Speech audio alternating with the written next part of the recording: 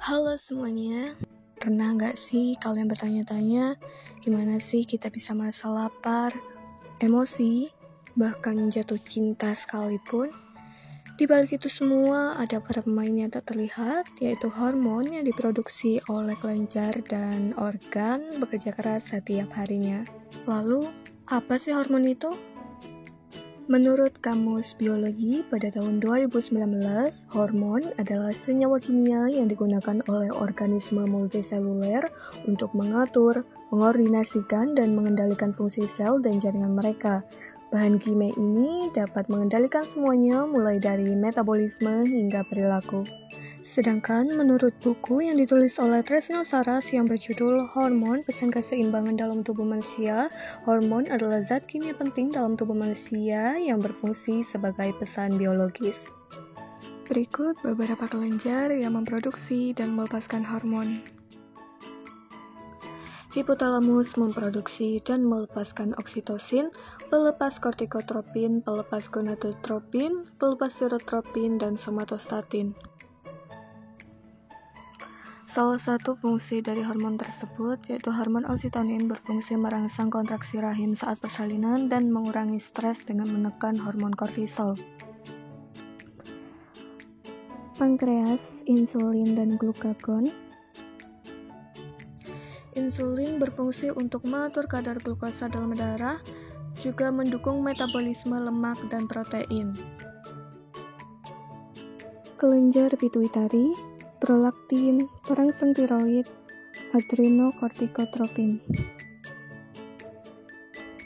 Prolaktin berfungsi merangsang produksi ASI setelah melahirkan dan mengatur siklus menstruasi. Kelenjar tiroid, tiroksin, kalsitonin, triiodotiranin. Tiroksin berfungsi mengatur metabolisme tubuh dengan meningkatkan laju pembakaran kalori yang memengaruhi energi dan suhu tubuh. Adrenal, kortisol, aldosteron, adrenalin, noradrenalin. Kortisol berperan dalam respon tubuh terhadap stres, juga membantu mengatur metabolisme, meningkatkan energi, dan menjaga kadar gula darah agar tetap stabil. Pineal, melatonin. Melatonin berfungsi untuk mengatur pola tidur dan bangun tubuh, juga berperan dalam memperlambat proses penuaan. Ovarium, estrogen, dan progesteron. Estrogen berperan dalam mengatur siklus menstruasi dan mendukung kehamilan. Mekanisme kerja hormon. Proses produksi hormon dimulai dari adanya rangsangan atau stimulus yang diterima oleh tubuh yang berasal dari stimulus internal maupun stimulus eksternal.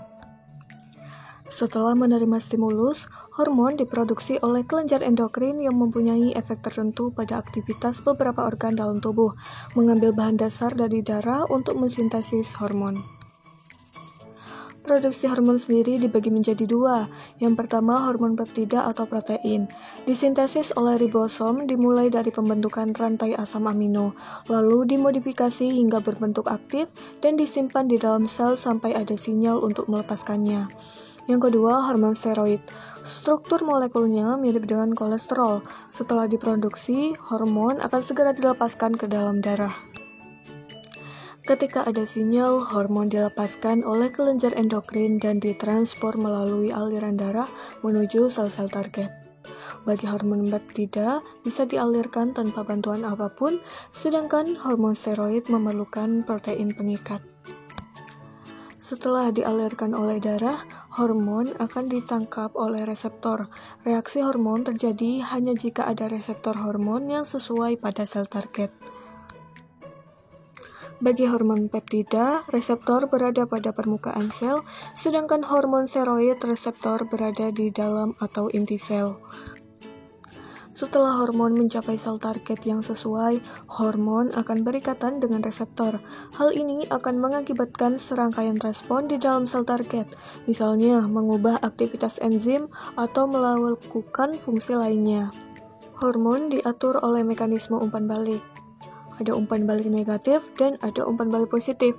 Umpan balik negatif menghentikan produksi hormon saat kadar cukup tinggi, sedangkan umpan balik positif memperkuat produksi hormon pada kondisi tertentu seperti oksitonin saat persalinan. Mekanisme kerja ini memungkinkan hormon untuk mengatur berbagai fungsi penting dalam tubuh seperti pertumbuhan, metabolisme, reproduksi, dan respon terhadap stres.